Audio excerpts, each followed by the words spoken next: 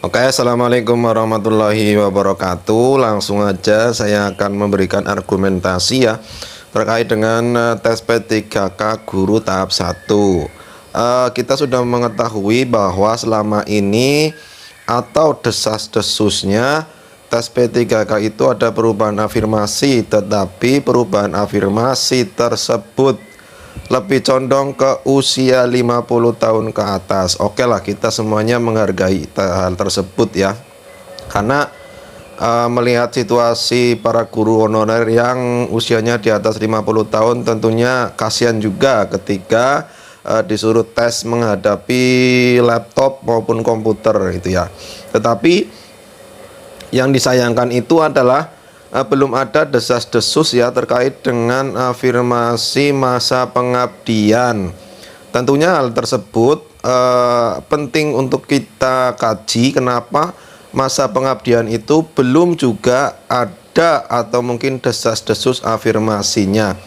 Padahal ketika berbicara tentang masa kerja maupun masa pengabdian, sangat banyak sekali guru yang usia di bawah 35 tahun itu masa pengabdiannya sudah lama. Oke lah, bukan hanya guru di bawah 35 tahun, mungkin guru di bawah di atas 35 dan mungkin di atas 40 itu sudah banyak sekali pengabdian yang lama. Tetapi sampai saat ini belum ada tentang afirmasi masa pengabdian. Nah, kalau sampai tidak ada afirmasi masa pengabdian, kemungkinan besar guru honorer yang di bawah 35 tahun itu kecil sekali persentase kelulusannya, karena mereka itu tanpa afirmasi dan nilai murni ya. Kita katakanlah mungkin dari 100 guru yang di bawah 35 tahun mungkin hanya beberapa saja yang lulus murni. Lalu jika guru tersebut yang tanpa afirmasi masuk ke tes tahap 2, tentunya ini sebuah menjadi bencana besar. Saya katakan bencana besar ya. Kenapa ya? Karena di tahap 2 itu adalah tahap yang paling mengerikan ya, bukan tahap 2 dan bukan hanya tahap 2 tetapi juga tahap 3 itu. Anda bayangkan saja, karena di tahap 2 itu sudah dibuka untuk umum, yaitu guru honorer swasta dan juga PPG fresh graduate yang belum mengajar. Tentunya ini menjadi sebuah beban yang sangat luar biasa bagi guru honorer di bawah 35 tahun yang tidak mendapatkan afirmasi sama sekali. Ketika melihat hal tersebut, pasti tahap 2 dan tahap 3 banyak sekali, jika sampai ini terjadi, maka tahap 2 dan tahap 3 itu akan banyak sekali guru honorer negeri yang tersingkir. Ya, guru honorer negeri yang tidak ada afirmasi itu pasti akan banyak sekali yang tersingkir. Nah, ini pendapat saya bukan tes P3K tetapi tes PHK ya. Tes PHK, mohon maaf ini karena saya menyampaikan argumentasi saya atau kritikan ya. Ini tes PHK sebenarnya untuk para guru honorer negeri yang tanpa afirmasi di tahap 2 dan tahap 3. Saya katakan bukan tes P3K ya, tapi tes PHK. Kenapa bisa terjadi seperti ini?